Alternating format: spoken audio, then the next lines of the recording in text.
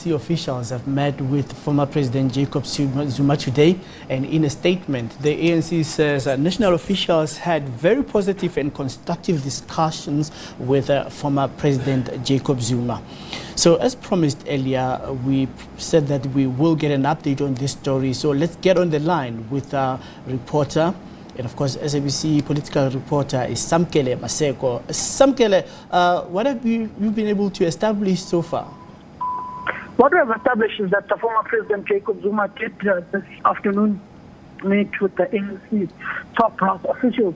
on the issues he's trying to plead with the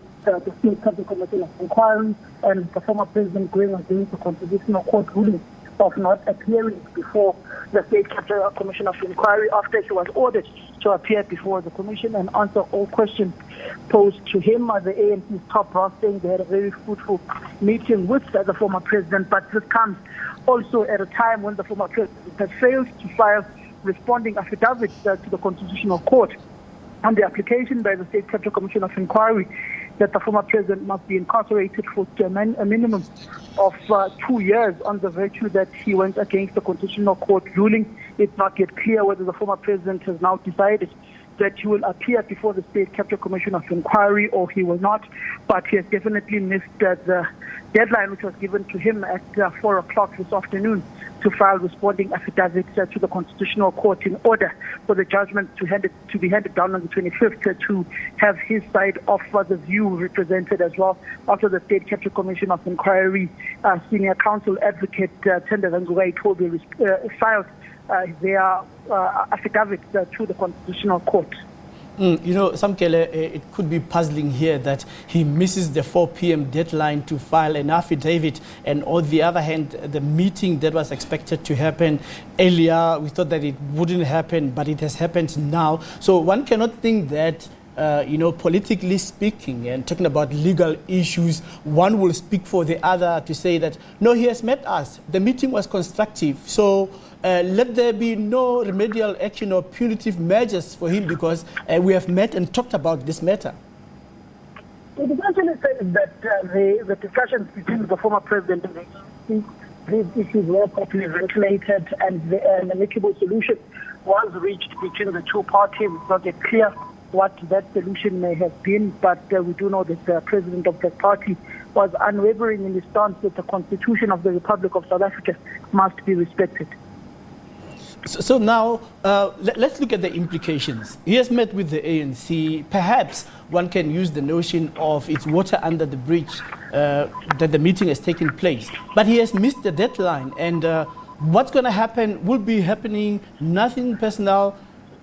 strictly business and strictly law. At this point in time, it's not yet clear to say what will happen to the former president since he's missed this deadline.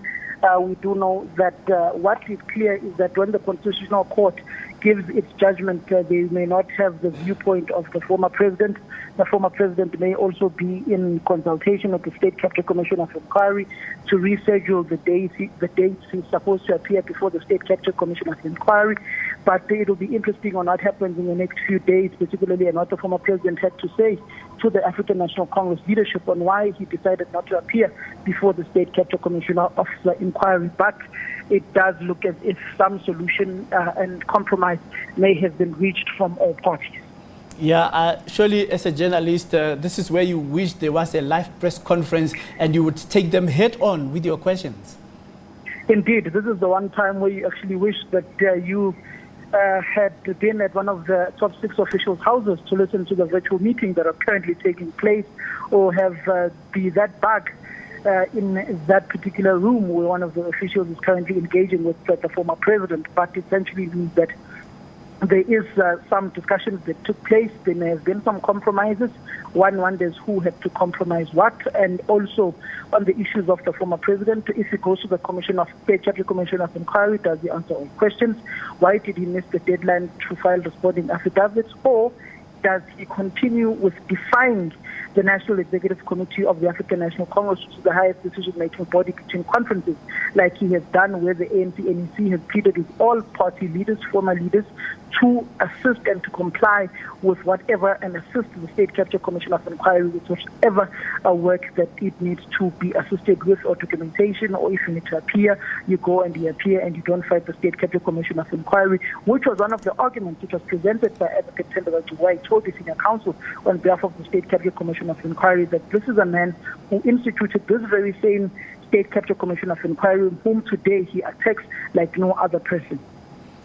You know, earlier I was speaking to an analyst when I posed the question, what should the top six ask Jacob Zuma and what should they say to him? And he said that it would not be clear because, I mean, the top six itself is seen to be factionalized and disagreeing on a number of issues, looking at President Cyril Ramaphosa and Ace Magashule and what they stand for in terms of the outside-inside view of how the ANC is seen with regards to that before the Nasrec conference. So now going forward, when we're talking about compromises and everything, what issues could have been compromised in your view, and what could be the give-in going forward?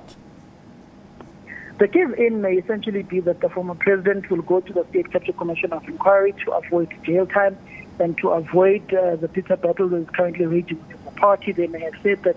your continued defying of the State Capture Commission of Inquiry, attacking the commission, it further exacerbates the divisions within the party, which the ANC President Cyril Ramaphosa has been very open about, that those divisions are back once again within the governing party. They may have said, just go to the commission, answer the questions that you think you can answer. Those you can't answer, refer to your legal team, but obey and respect the Constitution of the Republic of South Africa, which was fought for, which people lost their lives for, and which is the very same Constitution you spent your life in exile and coming back to the armed struggle in the country to fight for, to when you were the head of the intelligence of the African National Congress, the very same Constitution you protected when there was a raging war in KwaZulu-Natal between the Inkatha Freedom Party and the African National Congress.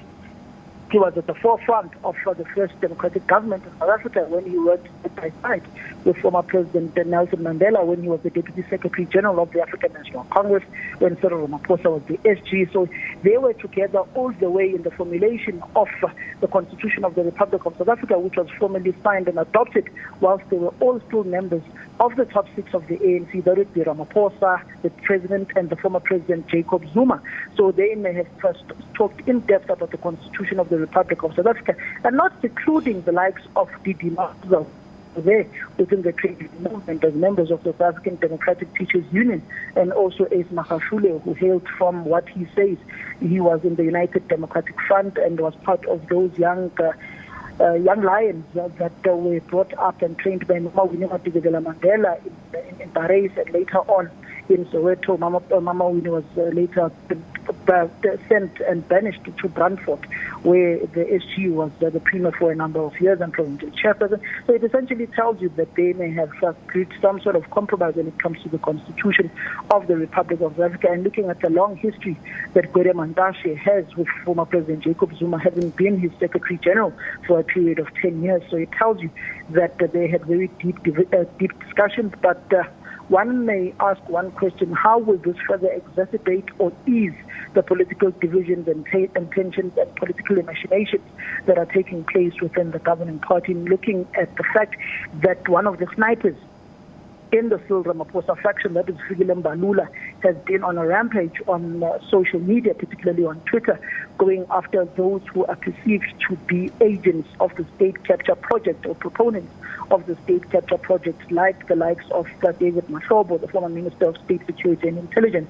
where Fikile Mbalula said in Cape Town earlier on today that he installed a grabber, a signal jammer in the National Assembly in one of the State of the Nation addresses that ended up being a legal and constitutional crisis for the Parliament and for the administration of the day, and also going to the likes of Carl Niehaus, attacking the likes of Zuma, Lindiwe Sisulu, and all other leaders of the African National Congress, particularly when he's speaking about their CR17 bank statements, and also attacking the likes of the public protector, Advocate Mkhwebane, and that has divided the ANC leadership on whether they will vote with the Democratic Alliance to impeach the public protector or not.